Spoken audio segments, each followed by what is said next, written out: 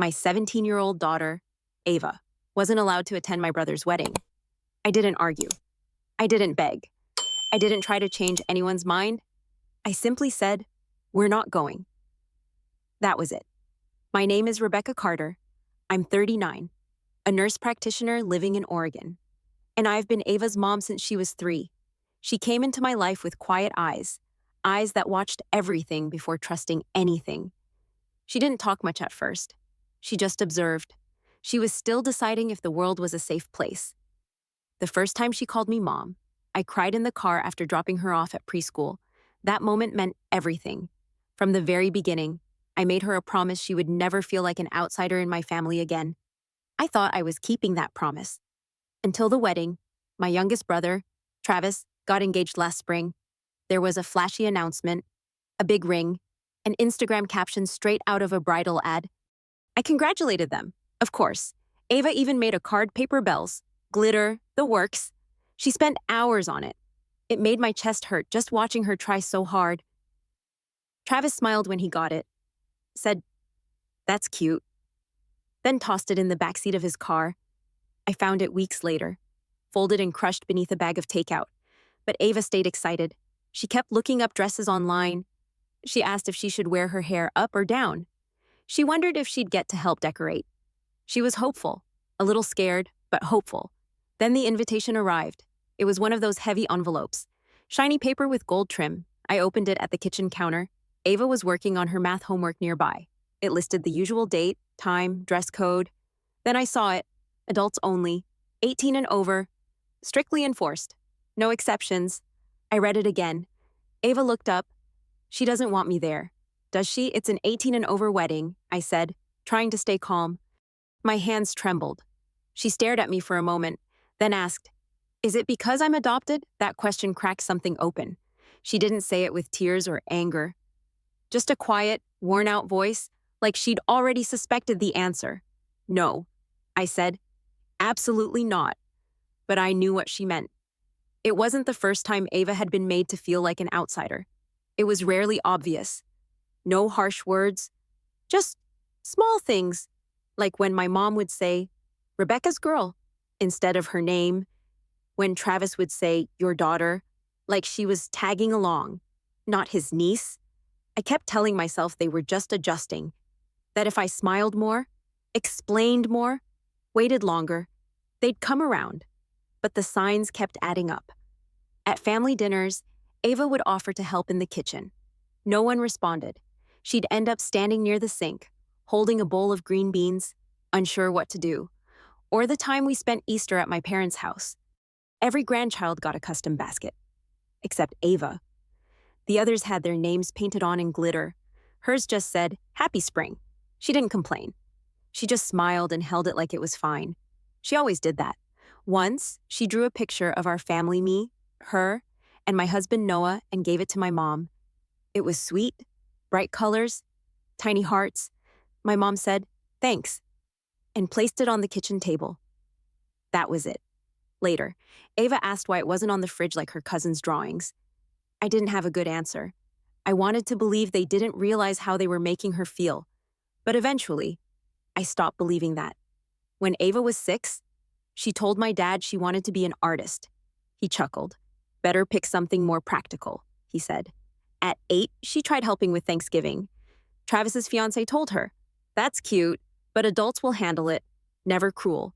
Just enough to make her feel uncertain. I thought I could fix it by including them. Inviting them to her school plays, her birthdays, her milestones. But the more we showed up, the more obvious it became. They didn't see Ava as permanent. Part of them, I think, still believed I'd eventually have a real child, that Ava was just a temporary chapter in my story, a noble one, a charity they could applaud from afar, like one day they'd say, "Remember when Rebecca raised that sweet little girl?" They didn't have to say it out loud. The wedding invitation said it for them. This wasn't just about logistics, it was a message. She's not one of us. Not really. Not where it counts. I didn't respond to the invite. I didn't call. I just went online, clicked not attending. No explanation. Just no. The next morning, my phone lit up. It was Travis. "Hey, just saw your RSVP. Everything okay?" Then another message. If this is about the age thing, I hope you understand. We're just being consistent. Nothing personal, right? Nothing personal. Except it was. Ava wasn't some distant cousin's kid. She wasn't a coworker's plus one. She was Travis's niece. My daughter, she was 17, not 7. She had made a card, chosen a dress, and talked about hairstyles. She wanted to be part of it, and now she was being dismissed like a formality, a technicality. I didn't reply. A few hours later, my younger sister, Grace, messaged, "You're really not coming. What's going on?" Then my mom called. She never calls unless something's wrong. So I answered. "Rebecca," she said, "I heard you're not going to the wedding." Is this really about the age limit? I took a breath. Ava wasn't invited. I'm not going without her. She's almost 18. There was silence. Then my mom said, "It's not like she's a little kid. She's family." I waited, but she didn't say anything else. No apology, no acknowledgement of how Ava might feel. Just, don't punish your brother over this. It's one night. I didn't argue. I just said, "We're not going." And I hung up. That should have been the end. But it wasn't. The group chat started buzzing. "Grace can't believe you're making such a big deal out of one rule. You always find a way to cause drama." Then Travis, "This isn't about Ava. You're making it about her." Finally, my mom. A long paragraph about forgiveness. Family unity? How hard it is being caught in the middle. Meanwhile, Ava deleted the dress photos from her phone. She didn't cry. She didn't complain. She just quietly erased the pictures like she'd been expecting this outcome all along. And that more than the texts, more than the invite, that's what broke me. She wasn't surprised. She had already learned what I spent too long denying. They never truly saw her, and deep down, she knew it. Time passed. The wedding came and went. No one apologized. No one brought it up again. It was like they expected everything to go back to normal. Like Ava's exclusion was a minor oversight, not a wound. Then December came. Every year, I hosted Christmas. That was the tradition. I cooked, cleaned, pulled the extra chairs from the garage, even when I was tired, even when I didn't feel like celebrating. Not this time. I didn't send invitations, didn't start the group chat, didn't plan a thing.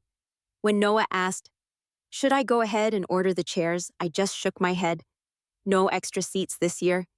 He didn't ask questions. Ava didn't either. They both understood.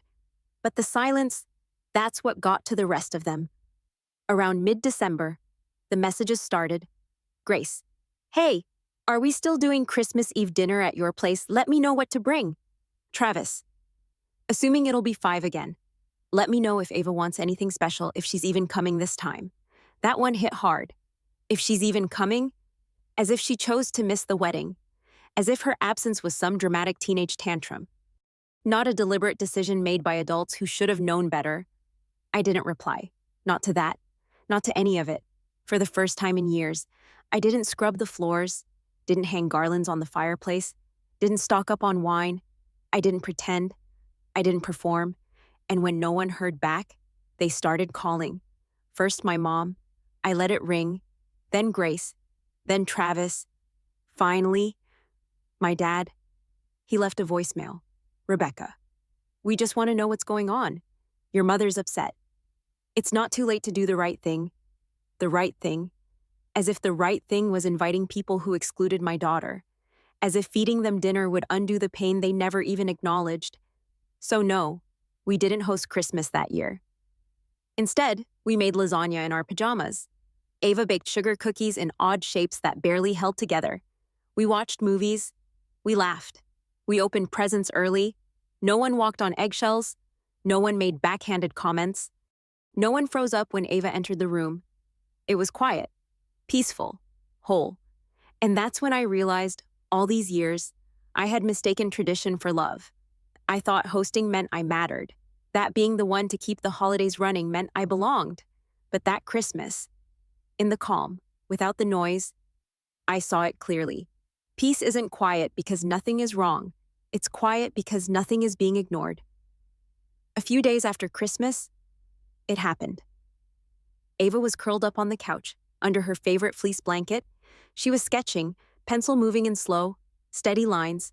She always drew when words felt too heavy, when something needed to come out but couldn't be spoken just yet. I was folding laundry across the room when she paused. Her pencil hovered above the page. Without looking up, she asked, "If I wasn't adopted, do you think they'd like me more?" My hand stopped moving. The question landed like a weight I didn't see coming. I sat down next to her, gently. "Sweetheart," I said, "they might have pretended better, but the way they treat people who aren't just like them, that was never about you." She looked at me then, with those same serious eyes I saw the first day I met her, the kind that sees more than you expect, the kind that feels older than her years. "I don't think I want them to like me anymore," she said. It wasn't bitter. It wasn't angry. It was calm. Final. Like a decision she made to protect her own heart. That was the moment I stopped waiting. Waiting for the apology. Waiting for them to wake up. Waiting for them to change. I had spent so long trying to keep peace by staying patient, staying quiet, staying small. But Ava wasn't small. She was clear. And if she had the courage to draw a line, then I would have the courage to hold it. A few days later, my dad called again. I didn't answer. He sent a text instead. "Your mom's not sleeping. She feels like she's lost you. We know we made a mistake, but shutting everyone out isn't who you are." I stared at it for a long time. Not who I am. Funny, I used to wonder the same thing. Am I being too harsh, too cold, too unforgiving? But now, I think it is who I am. I'm someone who knows her line. I'm someone who finally understands what she won't tolerate. That keeping the peace shouldn't come at my daughter's expense. That fear, dressed as loyalty, is not love. That a child's dignity should never be sacrificed to make adults comfortable. Then came the final blow. Travis's fiancée, Natalie, left me a voice message. Her voice, measured, sweet, each sentence coated in sugar, but sharp underneath. "I just think it's sad. Rebecca, you always went on and on about how much you love Ava, but now it seems like you're using her as a shield. Every time someone doesn't treat her exactly how you want, you shut down the whole family. That's not parenting. That's obsession." I didn't listen to the rest. I deleted the message, blocked her number, because if loving Ava fiercely without apology is obsession, then yes, I'm obsessed. I'm obsessed with showing my daughter she belongs. That she never has to earn love by being quiet, or sweet, or easy to overlook. That she should never mistake tolerance for acceptance. I'm obsessed with protecting the one person who needed it most, the one who never got the benefit of the doubt, the one who had to prove herself in a family that claimed to love her but never showed it. No, I don't regret it. What I regret is every year I stayed silent, every holiday I hosted, every birthday I invited people who treated her like a guest in her own home, all the time she smiled politely while they barely looked her way. Every time she said thank you to someone who never learned her favorite color or knew what made her laugh. I regret trying to keep the peace instead of defending her, but Ava no longer asks for much. She never really did. What she needs is a mother who chooses her every time. That's who I am now. I'm not the event planner, not the peacemaker, not the one who smooths things over so no one has to feel uncomfortable. I'm Ava's mother. And if that means closing the door on people who refuse to see her worth, then I'll close it. Quietly. Firmly. But for good. Because this isn't about revenge. It's about love. And love doesn't shrink. Love doesn't apologize for existing. Love says, "You matter," and I'll never let anyone make her feel otherwise again. The new year came without fanfare. No champagne, no countdown, just the three of us, me, Noah, and Ava sitting around the fireplace. Ava had gotten a board game for Christmas. We played it terribly. We laughed the whole time, not because we were trying to distract ourselves, but because we were finally at ease. And in that quiet, ordinary moment, I felt something I hadn't felt in years. Relief. I wasn't waiting anymore. Not for the next text, not for the next dig, not for the next awkward gathering. I wasn't scanning my mind for what I could say or avoid saying to keep the peace. I wasn't juggling other people's feelings while watching Ava brace herself to be overlooked. I was just living. With my real family, not the one people expected me to keep stitching together, the one I chose, the one that chose me back. Looking back, I had so many chances to speak up, to say something louder, sooner. But healing doesn't always show up with fireworks.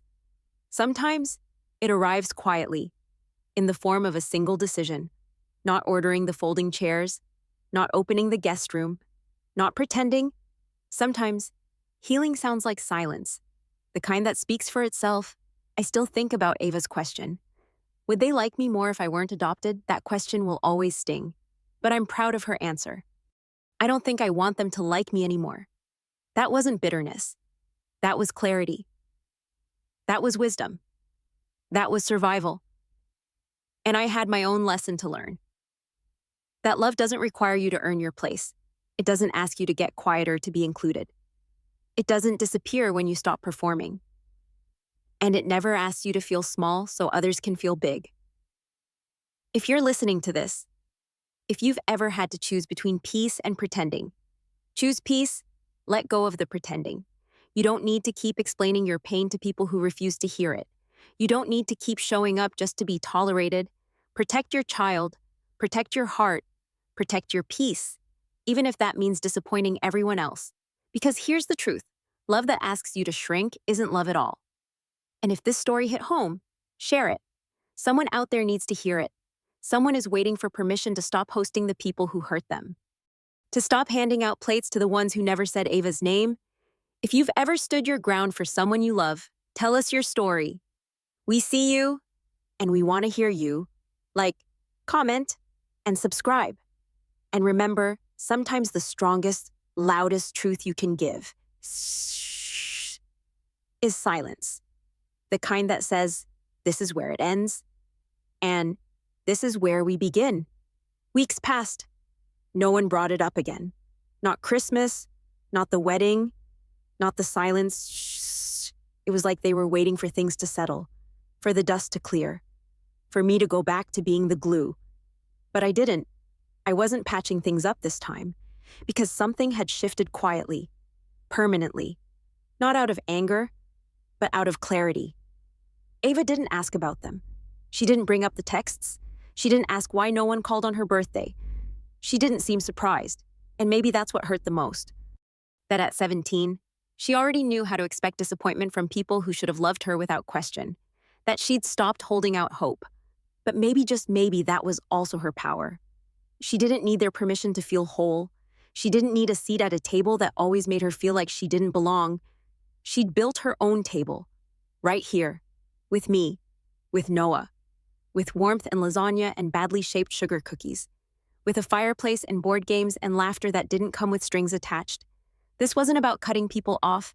This was about choosing better for her, for us, for me, choosing peace over performance, love over loyalty to dysfunction, truth over tradition. And I knew if I ever opened that door again, it would be on our terms, not out of guilt, not out of obligation, not because they were family by name, but only if they could see Ava as whole, as enough, as family. There was a moment, not long after New Year's. We were driving home from the grocery store. Ava was in the passenger seat, sketchpad on her lap, window cracked just enough to let in the cold air. She looked over at me. "Mom," she said, "thanks for not going to the wedding." I glanced at her. Her tone was steady. She wasn't fishing for praise. She wasn't trying to start a conversation. She was just saying it. "I wouldn't have wanted to be there without you," she added. I reached for her hand, held it tight, said nothing. There was nothing else to say, because in that moment, we both understood family isn't who sends the fancy invitations. It's who shows up when it counts, who stands beside you when it's uncomfortable, who chooses you out loud, with their whole chest no matter who's watching. Ava never needed to be included in their version of family. She needed to be believed in, celebrated, protected. And now she is, every single day, not with big gestures, but in the quiet, unwavering ways that matter most. If you're still listening and you've ever felt torn between what your family expects and what your child needs, choose your child. Choose your truth, even if it's hard, even if it costs you comfort, even if it disappoints everyone else, Because peace that comes from pretending isn't peace at all. And love that makes you feel invisible isn't love. This is Rebecca's story. But it could be yours too. If it is, know this. You're not too sensitive. You're not overreacting. You're not wrong for expecting better. You are allowed to say no. You are allowed to stop performing. You are allowed to protect the people who matter most, even if it means burning the script and writing a new one that starts with a daughter who says, I don't need them to like me anymore, and a mother who finally believes that's more than enough. If this story stayed with you, please share it. Someone out there needs to hear it. Someone is sitting in their quiet living room, folding laundry, wondering if it's okay to choose peace. Let them know it is. Leave a comment. Subscribe. This is the art of quiet strength, where love speaks louder than legacy, and silence finally gets to be heard.